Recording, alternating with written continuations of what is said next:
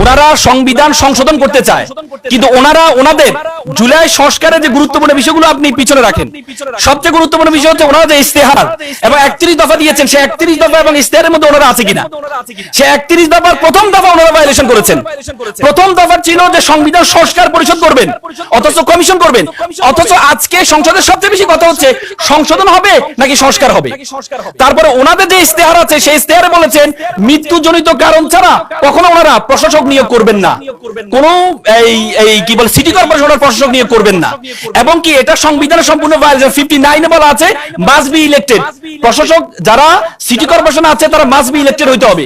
BNP সবচেয়ে বেশি বিরোধিতা করেছেন। তখন বিএনপি বলেছে প্রশাসকের এখানে সবচেয়ে বেশি বিরোধিতা করেছেন।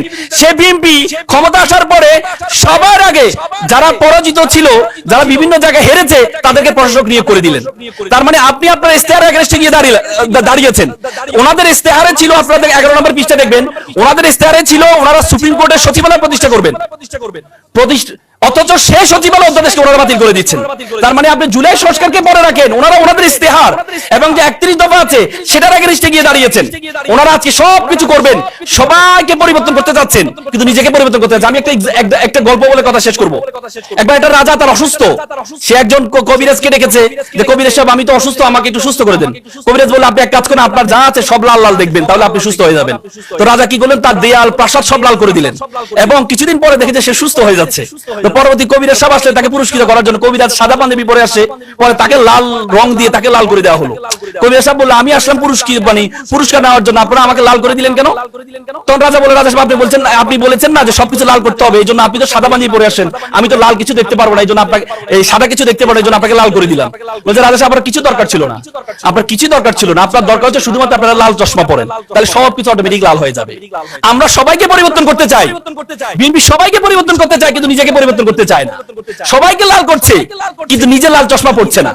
সুতরাং আপনি যদি নিজে লাল চশমাটা পরেন, দেখেন আমাদের সবচেয়ে বড় গাদ্দারি করেছে কে জানেন? আমি আজকে আপনারা এখানে এই জাতির বিবেক সাংবাদিক যারা আছেন, আমাদের সাথে গাদ্দারি করেছে যারা জুলাইয়ের সময় রাজপথে ছিল না, তারা সবচেয়ে বেশি গাদ্দারি করেছে আমাদের সাথে। যারা রাজপথে, আমি নিজে রাজপথে ছিলাম, আমাকে ডিবি হারুন গ্রেফতার করেছে শুধুমাত্র আইনি সহযোগিতা দেওয়ার কারণে। অথচ যারা ছিল না, দেখেন 1971 সালে 70 নির্বাচন, আমরা জানি 70 নির্বাচন ছিল জনগণের ম্যান্ডেটকে অস্বীকার করার কারণে 71 স্বাধীনতা যুদ্ধ হয়েছে।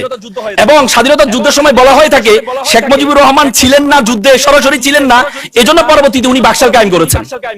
এবারে জুলাই যুদ্ধে যাকে আমরা সবচেয়ে ভালোবেসে প্রধান উপদেষ্টাকে আমরা উপদেষ্টা বানিয়েছি, সবচেয়ে বেশি ভালোবেসে ওনাকে বানিয়েছি, উনি আমাদের সাথে সবচেয়ে বেশি গাদ্দারি করেছেন। আজকে যে প্রধান উপদেষ্টা উনি যদি রাজপথে থাকতেন, উনি আমাদের শহীদ পরিবারদের রক্তগুলো যদি উনি সরাসরি দেখতেন, তাহলে উনি কখনো গাদ্দারি করতেন না। উনি গাদ্দারি কোন দিন করেছে জানেন? গাদ্দারি করেছেন যখন বারবার বলা হয়েছিল গণভোটটা আগে হোক। কারণ বিএনপির ইতিহাস আমরা সকলে জানি, 91-তে 3 জোটের যে রূপরেখা হয়েছিল, সেই রূপরেখা ক্ষমতা আসার পর অস্বীকার করেছিল বিএনপি। সেই রূপরেখা অস্বীকার হয়েছে, বিএনপির ইতিহাস আমরা জানি, কিন্তু বারবার বলা হয়েছে গণভোটটা আগে হোক। বিএনপি বলছে না, একই দিনে হোক। এবং কি যেদিন লন্ডনে থেকে নির্বাচনের ঘোষণা করা হয়েছে আমাদের প্রধান উপদেষ্টা, সেদিনে আমরা বুঝতে পেরেছি যে সবকিছু কি সেটেল হয়ে গিয়েছে।